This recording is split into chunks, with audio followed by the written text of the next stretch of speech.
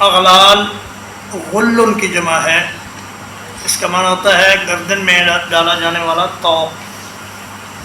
اور سلاسل سلسلتن کی جمع ہے جس کا معنی ہوتا ہے زنجیر۔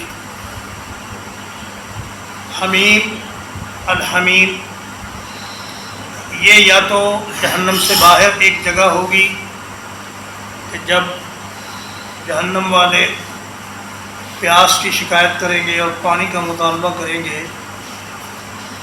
تو انہیں گھسیٹتے ہوئے طوق ڈال کر زنجیروں میں باندھ کر ابلتے ہوئے پانی کی طرف لے جایا جائے گا۔ ثم فی النار یسجرون، سجر تنور کا معنی ہوتا ہے تندور میں ایندھن ڈالنا،